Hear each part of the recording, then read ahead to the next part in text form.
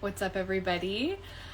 Last time my electricity cut out for like 48 hours, I'm going to do part 2 of ghost stories / paranormal experiences. So if I finish today and then there's more that I think of, I will maybe do a part 3 down the line. But I'm just in between client calls right now, and I was like, you know what, let's just jump on and do it. I have like 45 minutes, so. All right, so where the last video cut out was at the point where I was talking about this house that I had moved into when I lived in Michigan. And my boyfriend at the time was living in Ohio, and so he would come on the weekends, and it was like this old, it was probably like 100-year-old house. And when I first moved in, I had I'm just going to keep looking out here, by the way, because I've been staring at screens for like 3 hours today, and I have another hour to go. So I'm just like orienting to the trees and keeping myself grounded. So I move into the house, and I was pretty much there. I was the one that was there most of the time. And, you know, the first thing that I really noticed was every time I would take a shower, I would get really bombarded with like demonic images of like a goat head, of black slaves, of just really intense stuff. And I wasn't used to seeing that kind of stuff. You know, it's like close your eyes and it's just like being flashed with all these images. And the other thing that started to happen was and I think I said this in the last video, but I'll just reiterate this piece, that I felt like I couldn't sleep in the bedroom with the door shut. I had to keep the door open, the hallway light on, and I had to keep the blinds open, because there were multiple times where I woke up, and this has never happened to me before in another house before or since, but I would wake up and I would feel like I was like being pressed between 2 slabs of concrete, or like I was trapped in a box, and I would panic and I would try to find the door. It felt like this panic of needing to try to escape. And so, you know, I kept talking to my boyfriend on and off, and even the landlord, because they were best friends and still are. And I was like, dude, something is going on in this house. Like, I'm telling you. And they just kind of brushed it off. Well, I did actually find out later from the neighbor, who were actually white witches, that her daughter, the neighbor's daughter, had gone to school with the woman who lived in the house before me, and confirmed that she was actually a dark magic occultist. She was practicing black magic in the house. And they actually had gridded their property, my neighbors, and they said that she literally would not step foot over their property line, that they would hear her screaming in the house. And she lived there alone. She had a dog, but the dog was deaf. So they knew that she wasn't yelling at the dog. And then she would come out on the patio and she would just be sobbing, and she would have mascara running down her face, and she'd like smoke a cigarette. And I remember feeling this very strange, the window that faced their house, I always felt like had a very, like when I would pull up to the house, that room just had a weird energy to it. And when I get through the story, you'll see that that was actually the last room in the house that was cleared, because I ended up doing an energetic cleansing where I literally dug crosses into the doors and was like splashing holy water on shit. And the room that window that I'm talking about that was facing the neighbor's house was the one room that we had put all the storage stuff in. So that was the one room that I didn't do the clearing in. And when I started to clear that stuff out, this was after all the other experiences that I'll go into, I realized, like, so we had cleaned out the space and I was vacuuming, and it was actually the minute that I turned on the vacuum, it like kicked up some type of energy. And I immediately could feel this female presence that was watching me. And I was like, oh, this was the one room that didn't get cleared out. And so I had to do that one last piece and kind of clear her from the space and help her to just kind of move on. But so some of the other crazy things. So I had a friend over, and the hallway was painted like this blood red color. All the different rooms in the house were painted a different color. Some like purple, red, just very bright colors. And I was in the bathroom, and he was standing outside the bathroom, and he goes, he was saying like, who the fuck painted this hallway? And so when I stepped out of the bathroom, I was looking specifically at the paint job to see what he was talking about. And when I opened the door for the first time after living in this house for, 3-6 months, the way that the sunlight was coming in through the window and hitting the wall, I saw this giant upside down pentagram that had actually been painted on the wall between my bedroom and the guest room. Like, it was there, plain as day, and they had painted over it with this blood red paint. And I saw it, and I just like grabbed him, and I was like, what the fuck is that? And we turned around, and he saw it, and we were just like, ugh. One of the other things that happened, this was probably one of the weirdest experiences I have ever had, because it sounds so strange and unbelievable. But in that house, I remember it was pretty late. It was probably like 1 o'clock in the morning, and I was in the living room watching TV, and I noticed this little baby spider come down from the ceiling light. And I just saw the one at first, and I was just like, oh, I kind of batted it out of the way. And then when I looked up,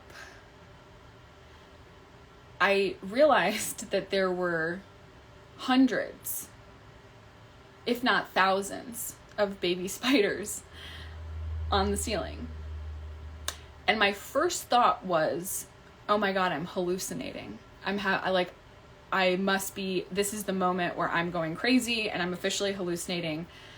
Because what was so strange is that they were only on the ceilings that had stucco. Like a flat ceiling like this in the house didn't have them. But in all the rooms, upstairs and downstairs, that had stucco ceilings, there were, because I went and I tried to individually kill them, and I was like, there are so many fucking spiders right now. I cannot do this. And I literally drove 45 minutes to my mom's house at 1 or 2 o'clock in the morning, and I banged on her door, and I was like, bitch, I'm sleeping here. I'm not sleeping in that house right now. I thought I was losing my mind. And then when I came back the next day, nothing. Gone. Not there. Never saw them again. Don't know what happened. Very strange. One of the other crazy things that happened in that house, in that bedroom. So my boyfriend was home with me at the time, and we used to keep a gallon of water by the bed to drink from. And from my side, what I remember is waking up. I was strangling him against the wall, and he had all these bed sheets over his shoulder. And I woke up strangling him, and I said, what the fuck? I was like, what the fuck? What the fuck? What the fuck? Oh my God, what the fuck? And he looked at me and he was like, what do you mean, what the fuck? He did not realize that I was not conscious or awake.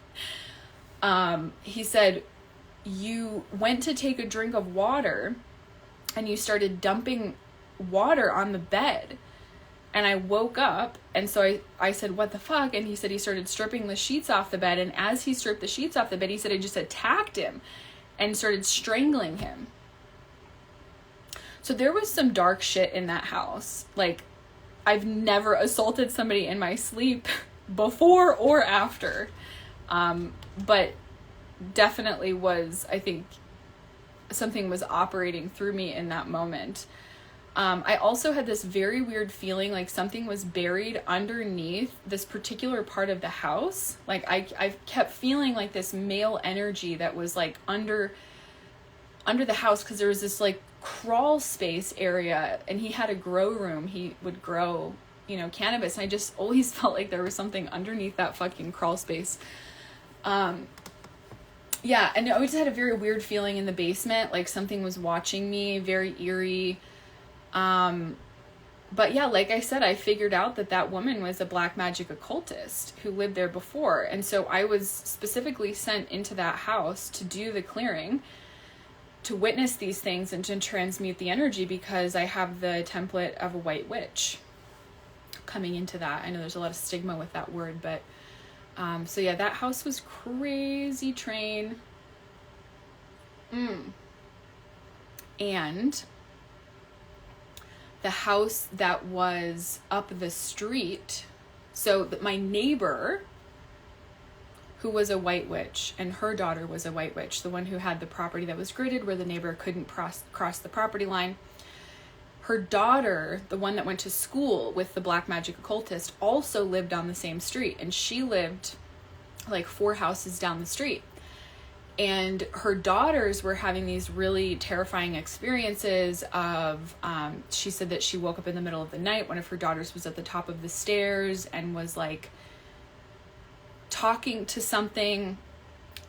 She said that they kept waking up and feeling like there was something in their room, and they were really scared, and she felt a lot of energy in the house. And so I was brought in to basically cleanse the space. I don't know if I mentioned the other house that I was brought in to clear. That's probably the last story I'm going to end on today. If I did already tell that one, I'm sorry, I'm going to repeat it. But okay, so anyway, so I was brought into her house. I brought like a black obsidian or something like that. I gave it to her. I was kind of trying to coach her through. She was in a lot of fear, and I think that her fear was actually rubbing off on her kids. You know, we have to be really mindful, especially with children, with our own energy and the way that we process these experiences. You know, if you're an adult and you're destabilized and you're fearful, and your kids are going to copy that. So it's really important that we find the point of empowerment and that we don't let that rub off on them. And we show them how to really master these energies, and we teach them about it. So I think that had something to do with it. But when I went into the house, there was actually one room that was filled with crosses and filled with photos of Jesus. Like, I mean, literally from the bottom to the top, every single wall in that room. And there was a really resistant energy in that room, a dark energy that did not like that space. There was also a woman in the closet, actually, of her children's bedroom. And I was like, yep, there's a woman in there. I believe that she died in the house and she was connected to the house. She kind of felt like she was trying to connect to the children. It didn't necessarily feel malicious, but it was a little creepy. So, you know, I had to basically help that energy to go, listen, you're disturbing these children. We have to find a way to either move you on or renegotiate the situation, because you can't be bothering these kids. I feel called to say this. So I had a conversation with Mrunalini. I put it on my story that I'm going to actually do a live with her. She wants to interview me about some of this stuff, because I think a lot of people there's a lot of foundational information that people probably need to have, you know, when we talk about these types of things. When we talk about grid work and talk about being brought into specific houses, you know, or specific places to witness things or to transmute things, when we talk about the fear, I think is a big thing for people, the fear of the unknown or the fear of opening themselves up to that. And there's a certain level of healthy discernment, right, that we have to have with that. But there's 2 things, and I'm going to reshare this and a lot more in depth when I do the interview with her. But I really just want to share this now on my page. That two of the biggest things, or maybe 3 of the biggest things that you can do to protect yourself, or that you can do to transform the fear that you have around the paranormal, and about if you have a calling, if it's something that's natural to you to intermediate between these different worlds.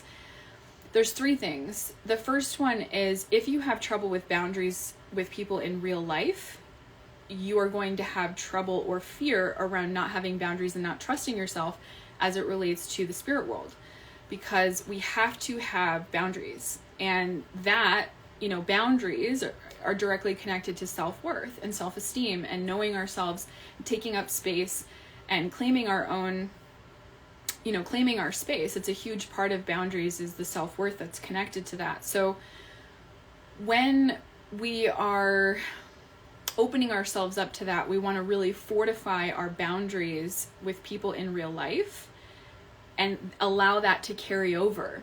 And we want to fortify our self-esteem and our self-confidence, because that is the doorway also to the heart, which is the third thing, because the heart is the most powerful thing. So when you start to cultivate that heart energy and you start to shift the nervous system out of that spiky cortisol, adrenaline type of state, which, by the way, that fear feeds these beings. So a lot of times, there'll be like an amplifying, they'll try to kind of amplify the fear so that they can get energy from that. And if you know that, and you know what that mechanism is, then you can start to train your own system out of that fear into your heart field. And when you're in your heart field, you are literally impenetrable, you're unfuckwithable. And so for me, that's connecting to the essence of God, the essence of Christ. And I feel so safe in that I have the boundaries. I don't just assume that I need to help any being or any spirit that comes to me, that I am here to live my life. That if you live in a home, right, you're in that home now, and if you can't find a way to cohabitate with a being, then you have the right to clear that from your space and to help that spirit to move on. One thing I want to say too, it's very interesting, is that, and this may be creepy to some people, but I think people would be surprised to find out how much perfect alignment there is to why people are brought into certain spaces. Somebody might buy a home or rent a specific home, and the energy that's in that home is actually a resonance to them. And sometimes what can happen is that these spirits that have these earthbound spirits that have this unfinished business, the ones that haven't been able to cross over yet, by observing you and by observing your life or someone's life, they're actually able to complete something or learn something or allow their soul to finish that journey almost through watching you. And it's no different from our higher aspects of ourselves and us, right? It's a perspective. And so you can grow by being connected to that perspective.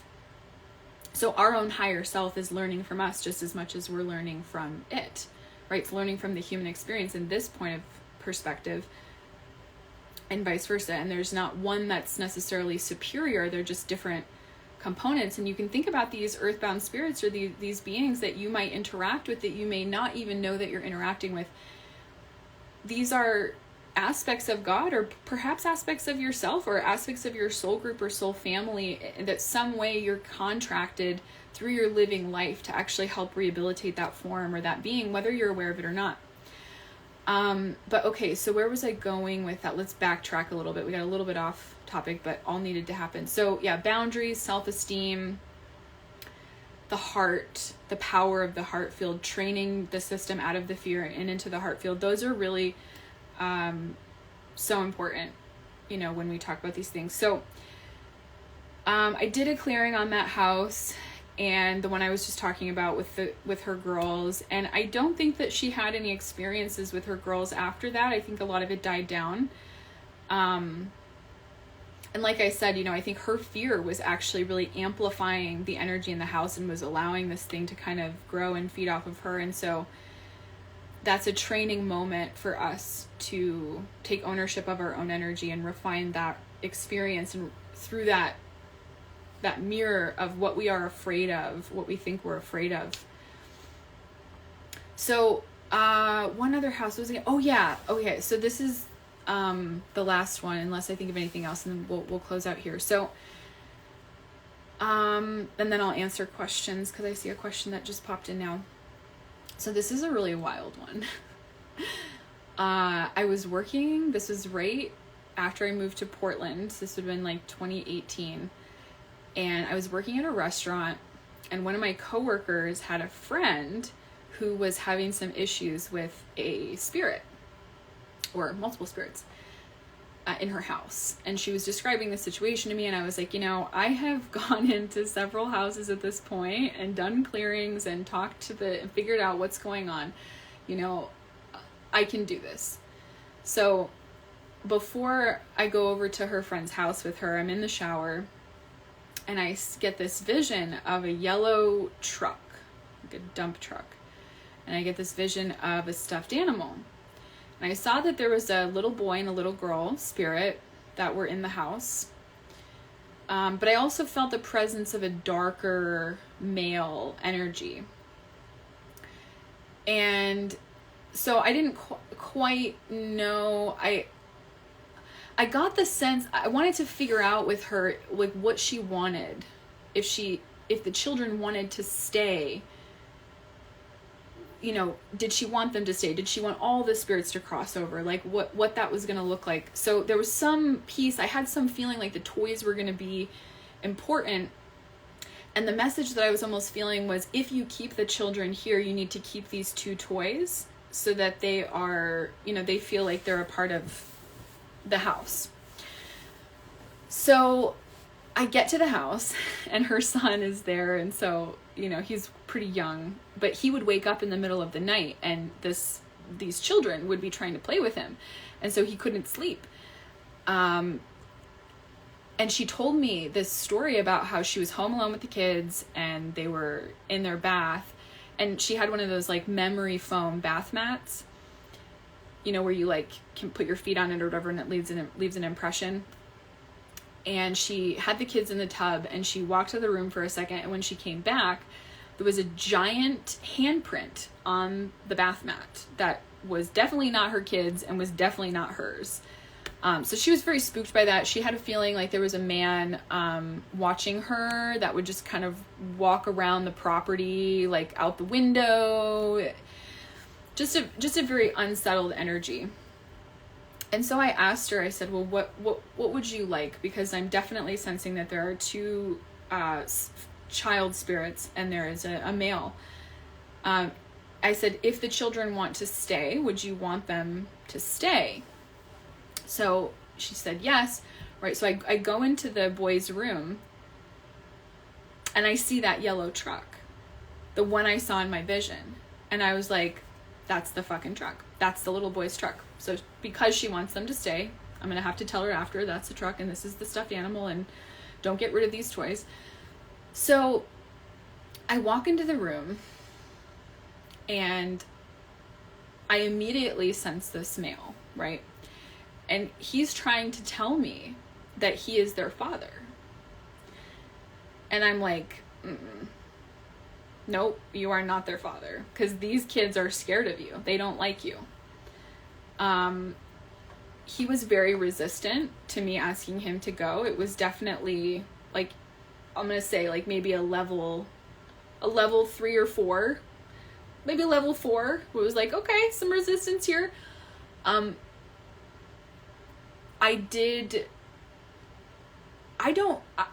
This was in 2018. This was almost 5 years ago. I don't remember if he crossed over. My sense is that I just got him out of the house because he was so resistant, and there just seemed like there was a lot of unresolved kind of angry energy there. But he left, and I felt this huge lightness come over the house. And when I spoke to the children, I said, you know, the owner says that you're welcome to stay here, but you know how I just came in and got rid of that guy who was bothering you so that you can kind of move through what you need to move through, right? Can you do the same thing for this little boy when he's sleeping, because you're waking him up and you're bothering him and he doesn't want to play with you. He doesn't want to play with you in the middle of the night. So you can't do that, right? We want to help each other. We want to listen to each other. We want to respect each other. And they got it. And I left, and her son was never woken up again after that, and the energy was gone. So yeah, it's very, very interesting It's very interesting, the different places that I've been brought into to clear. I feel like there was one other thing I was gonna say. My mom has had so many crazy experiences. My mom's had a lot of clairaudience, like things speaking in her ear. She's seen a lot of things. Both her and her husband saw a woman in their old house that really loved the cats. They actually saw her figure. So there's so much coolness. Like, I feel like my matrilineal DNA is tapped the fuck in. And I'm just going to keep activating it and stepping more into these gifts in a way that's safe. And yeah. So if I think of any other stories, I will definitely pop on and share. But that's what I have for now. Oh, wait, I said I was going to answer a question. Let's see. It says, do you work with any tools like cards, oils, etc.? No. I'm not against it. I think like cards would be a great accessory to understanding different energies and stuff, but like for me to go into a house and do that, I don't need like a divination tool or anything. It's a very visceral, clairvoyant, claircognizant experience. Yeah.